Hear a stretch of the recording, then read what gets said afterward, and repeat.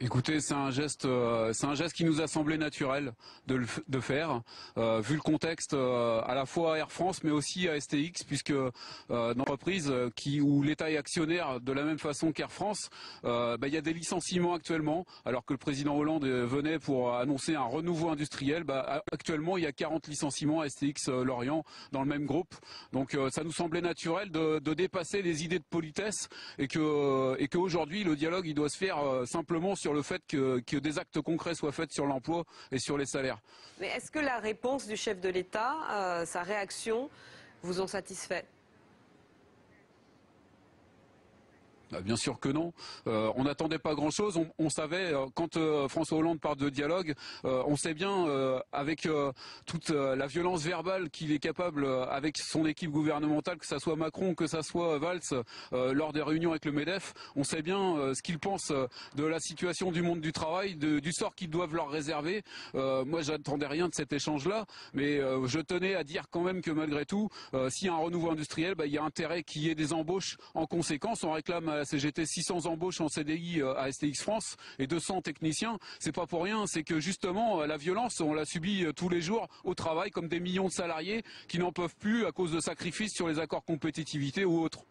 Et sur l'affaire Air France, Sébastien Benoît, qu'est-ce qui vous choque le plus? Certains responsables syndicaux se plaignaient hier du fait que les personnes gardées à vue soient été récupérées chez elles par la police à l'aube. Là aussi, c'est significatif. On se conduit dans cette façon-là. On les traite comme des criminels, c'est-à-dire on les déloge chez eux dès 6 heures du matin, au milieu de leur famille, de leurs enfants. Vous imaginez la scène. Chacun peut s'imaginer la scène dans sa tête. Pour des actes comme ça, effectivement, si on parle de violence, là, on est en plein dans le sujet. Mais les images du début de la semaine dernière, les images de ces cadres d'Air France et de ces agents de sécurité, parce qu'il y a aussi 9 agents de sécurité qui ont déposé plainte pour violence, elles vous ont choqué, elles vous ont surpris, elles font du mal à l'image de la lutte syndicale? Non, je crois que des tas de salariés, en regardant ces images, ont compris.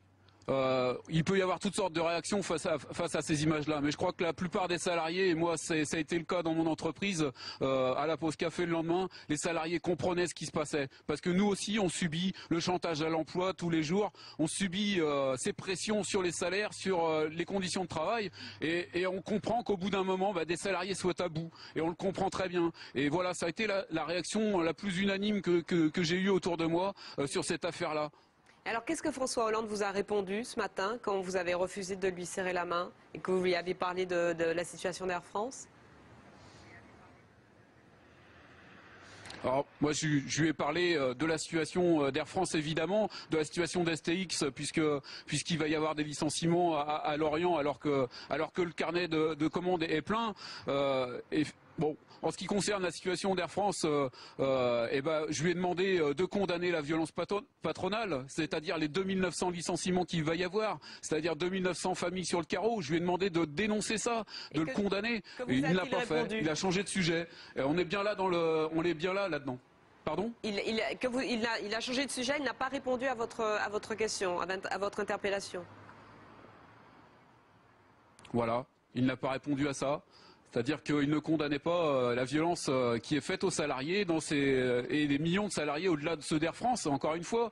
Moi je crois qu'en ce moment, effectivement, les choses sont peut-être un peu en train de changer sur ça. On considère qu'il va falloir de nouveau que le monde du travail se mette en avant et impose vraiment ses revendications parce qu'il est plus que temps aujourd'hui. On aboutit à une situation où beaucoup de salariés sont à bout et moi je crois qu'il va falloir que cette colère-là s'exprime, mais de façon organisée et sur des revendications qui soient vraiment celles du monde du travail.